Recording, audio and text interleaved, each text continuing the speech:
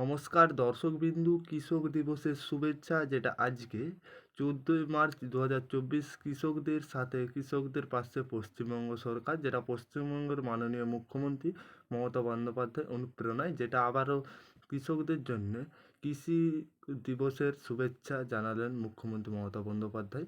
সারা বছর আক্রান্ত পরিশ্রম করে মানুষের মুখে খাদ্য তুলে দেয় যে কৃষক বন্ধুরা, রাজ্যবাসীর পক্ষ থেকে জানায় গভীর শ্রদ্ধা, আন্তরিক শুভেচ্ছা। এবছর খরিফ মরশুমে যেটা রেকর্ড ধান উৎপাদনের জন্য আপনাদের অভিনন্দন।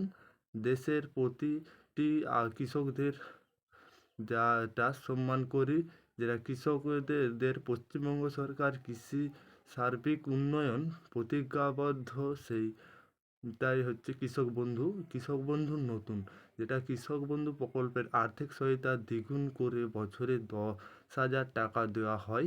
অন্যতম সেটা 4,000 টাকা এই দুই কিস্তিতে খরিফ আর রবি মরশুমের ব্যাংক অ্যাকাউন্টে পাঠিয়ে দিবে। যেটা 2019 থেকে পর্যন্ত মোট আর 1,08,00,000 টাকা আর্থিক সহায়তা কৃষক বন্ধুত্ব প্রকল্পের প্রতি মোট 1,03,00,000 বেশি না নথিভুক্ত চাষ সহ কৃষি জমির উর্বর, যেটা 18 থেকে 60 বছর বয়সে ক্রমত যে কোনো কৃষক মিত্রের বললেন 2,00,000 টাকা সহায়তা প্রদান করা হয়।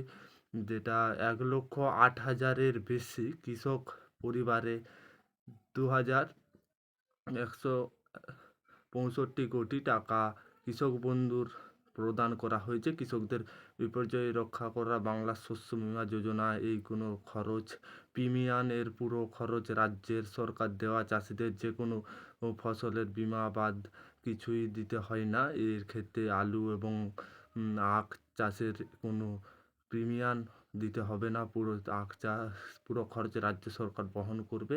যেটা কৃষক বন্ধুদের জন্য 9.19 লক্ষ বেশি আধুনিক কৃষি যন্ত্র প্রদান করা হয়েছে। সরকারি সাহায্য, যেটা কৃষি যান্ত্রিক ভাড়া কেন্দ্র রাজ্যের কৃষি উৎপাদন ক্ষেত্রে দেওয়া হয়েছে। ফসলের অভিভাবৃত্তির অন্যতম মূল ফসল সমগ্রর জন্য ধান ক্রয় কেন্দ্র থেকে হচ্ছে এই বছর লক্ষ্যমাত্রা 70 লক্ষ মেট্রিক টন, যেটা ধানের কিষাণ মান্ডিতে ধান নেওয়া হচ্ছে।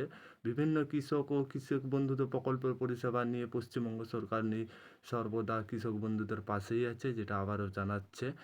যেটা কৃষক বন্ধু এগিয়ে বাংলা, এগিয়ে কৃষক, যেটা জানাচ্ছে আবার কৃষকরা এগিয়ে, কৃষক বিভাগ পশ্চিমবঙ্গ সরকার। আশা করি ভিডিওটা বুঝতে পেরেছেন।